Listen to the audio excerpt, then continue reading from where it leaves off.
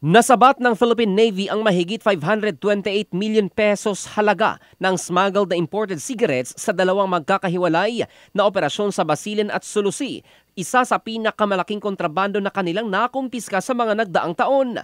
Ayon sa ulat mula sa Western Mindanao Naval Command, unang operasyon ang pagkakaharang sa ML Adeline malapit sa Sibago Island sa Basilan, kung saan nadiskubre ang humigit kumulang 3,000 master cases ng imported cigarettes na walang kaukulang dokumento. Sa hiwalay namang operasyon sa Sulusi, nasabat ng mga tauhan ng Navy ang MLASB Express na naglalaman ng nasa 2,500 master cases ng undocumented imported cigarettes. Kaagad na iniskortan pabalik sa WMNC headquarters sa Zamboanga City ang dalawang sasakyang pandagat para sa inventaryo at mas malalim na investigasyon.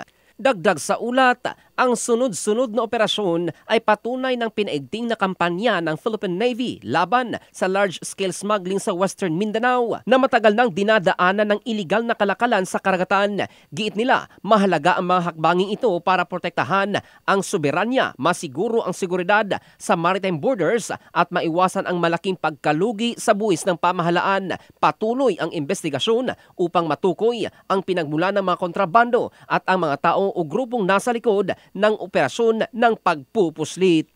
In the heart of changing lives, ito si Jofel Candado ng Brigada News Philippines, the Music and News Authority.